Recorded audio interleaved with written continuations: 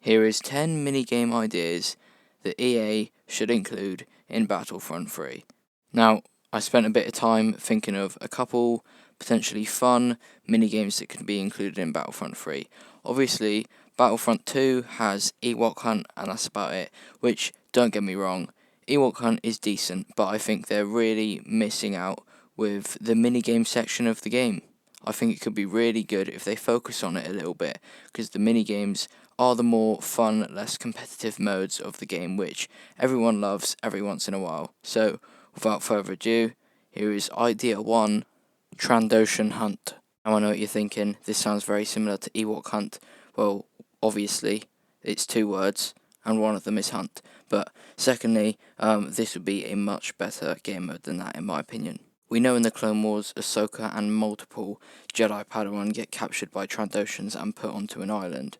The aim of this game is, if you are one of the Jedi, you have limited force abilities, you have to survive long enough for one of the small Trandoshan ships to come down, which you then simply fly up to their main one, and then the game ends from there. There's no point having the big fight scene on that ship, because that's not the point of the game. If you are a Trandoshan, however, you simply have to kill them. I think the Trandoshans should be allowed to respawn, but the Jedi not. And once the Jedi are killed, they don't turn into Trandoshans like when the Stormtroopers, they die, then you become an Ewok. I don't think this should happen, otherwise that would be very unfair, due to the fact that the starting number of Trandoshans will be greater than the starting number of Jedi. Anyway, that is idea number 1, and let me know what you think, and on to idea number 2, the pod race. Now, this isn't the most creative or original idea, but the way it would work, you get all the pod races we see in the Phantom Menace on screen, like in Heroes vs Villains when you pick your character. Then obviously once you've picked your pod racer you want to use, you simply get into the race. I think this could definitely be quite popular, as it's very fun and it's a popular scene in the Phantom Menace. So yeah, there'd obviously be a leaderboard showing the winner, the loser, everyone else in between, and even like your best lap time, your average lap time, your overall time for the completion of the whole race, etc, etc. Idea number 3, Infected. Now, I'm sure we've all played the good old game mode Infected on Modern Warfare, and the truth is, this is very similar, but what you get infected with is the Geonosian worm we see in the Clone Wars. So it starts out with just the one person infected by this worm, and every person that they kill respawns on the opposite team trying to kill the others. Well, this would obviously be clones versus clones, because if it was against Barriss and Ahsoka, it's pretty impossible to kill them when you just have guns. We've all played Supremacy when you're a Jedi. It's very, very easy to survive. This is a very simple but fun game mode which incorporates more prequel era content, which we all love, so let me know what you think. Idea number 4, the Bounty Hunter box. Now, we see in the Clone Wars Obi-Wan as Rako Hardeen, Cad Bane, Embo, and a bunch of other bounty hunters recruited by Dooku to take part in this box to find out who the best of them is for a job that they have, which happens to be capturing Palpatine. Now, some of you may be able to tell where this is going. The minigame would be completing all of the little games within this box, getting a score for where you place, and then a leaderboard at the end decides the winner, loser, and everyone else in between.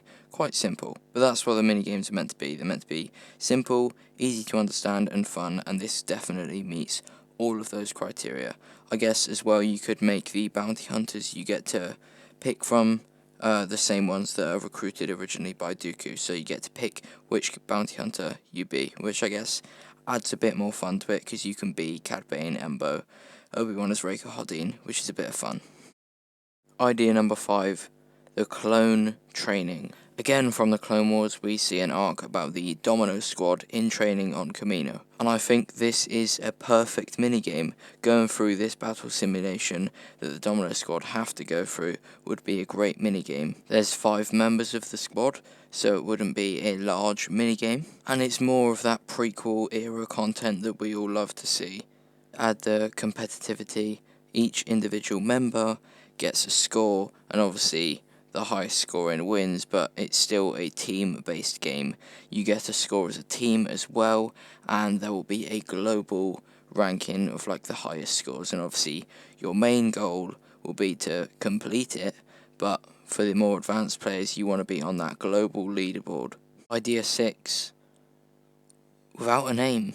Like, seriously, I'm really struggling of what to call this, but I'll explain it and then maybe you should comment a name that you think would fit this game.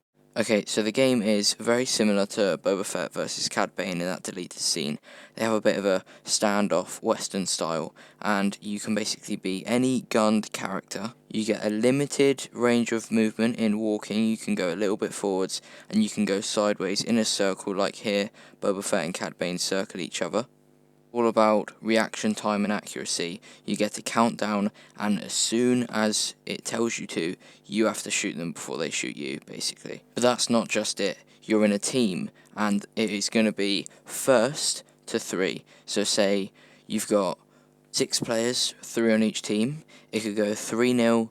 The first 3 on one team win all of their 1v1s, whilst the other people are watching. It's only 1v1 at a time and everyone else is watching, so it's like there's some pressure. Or if it's a bit of a closer game, people are going to have to repeat or go again.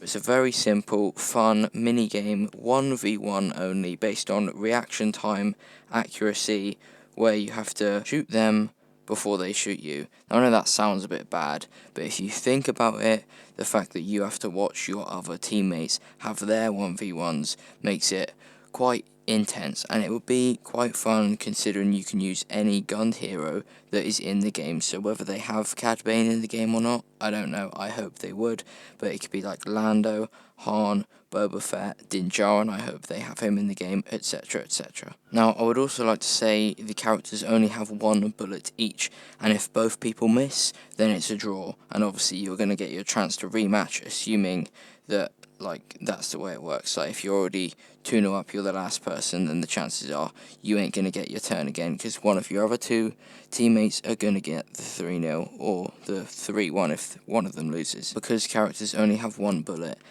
this will mean that the chances are most 1v1s are going to be very, very close as to who gets their shot off first. So this will mean there will be a slow motion of the bullet travelling towards your opponent.